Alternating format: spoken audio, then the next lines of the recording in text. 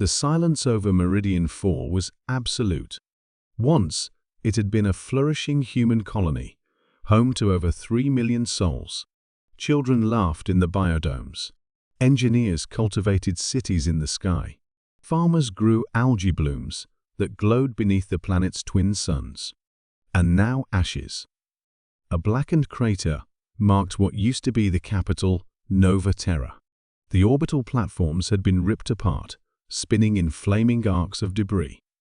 There were no distress signals, no survivors. Only the raw signature of plasma weaponry, unmistakably Xanathi in origin. Fleet Admiral Cassandra Virel stood on the bridge of the HMS Vindicator, eyes locked on the screen displaying what remained of Meridian 4. Her hands were clenched behind her back, knuckles white. "They didn't just attack," she said, voice low. "They erased them." Commodore Feng, standing to her left, exhaled slowly. No declaration. No provocation. Just genocide. Virel turned toward the fleet's comms officer. "Send the signal to High Command. Operation Iron Sky is green-lit. Inform the 5th through 2000 the fleets to initiate jump procedures." "Aye, Admiral," the officer replied.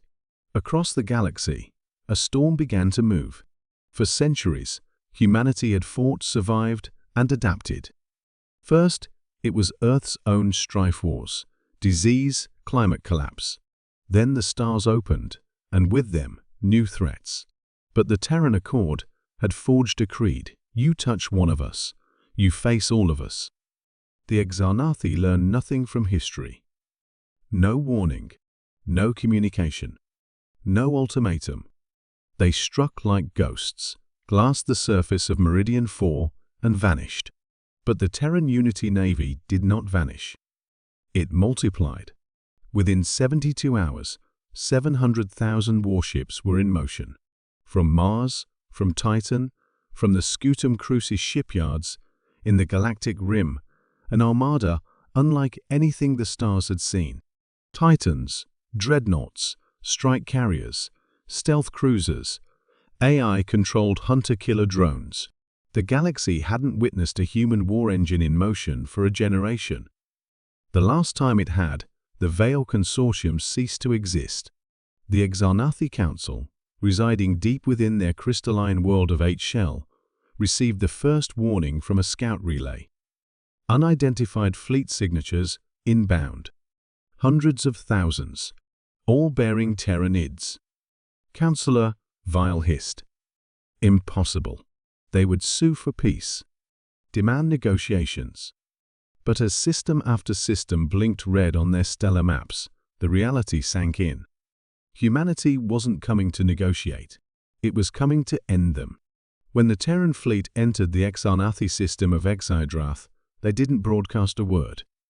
No demand for surrender. No calls for parley. The fleet unfolded from hyperspace like a mechanized sea of wrath. The lead ships began firing before the last cruisers had even arrived. The Xanathi had never seen orbital bombardment on this scale. Beams as wide as mountains cut through their capital moon. Their defense grids designed for border skirmishes and pirate raids melted under sustained nuclear rail impacts. It wasn't a battle. It was an execution. On the bridge of the HMS Vindicator, Virel watched the destruction unfold with calm precision. "No quarter," she ordered. "No ground invasions. No occupation. We are not conquerors. We are deliverance." Strike wings tore through the atmosphere of Cheel, targeting infrastructure, weapons platforms, power cores. Artificial hurricanes and plasma bombs turned the once shimmering crystal cities into molten lakes. The AI of the Terran flagship, Aurora, summarized the battle simply: estimated Xanathi casualties, 4.7 billion. Estimated human casualties, 0. Galactic media, when they dared to report, struggled to find words. The war lasted 4 days. The Xanathi Empire, which had stretched across 38 worlds, ceased to exist in less than a week. Humanity sent no envoy. No explanation. No press release. Only a message broadcast on all open frequencies. This was not war. This was consequence. On the ruins of Meridian 4, automated construction units had already begun rebuilding. Terraformers floated through the air, seeding the soil once more. Beacon drones lit the night skies with humanity's emblem, a phoenix rising. Because humans rebuild. Humans remember. And humans do not forgive. A month later, at the edge of known space, another species watched the transmission logs. The Seldari, a race that had once considered testing the limits of human patience, quietly deleted every draft of hostile action plans they had ever written.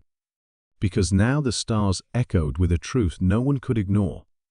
You do not erase a human colony, not unless you are ready to face 700,000 warships and the fury of Earth itself.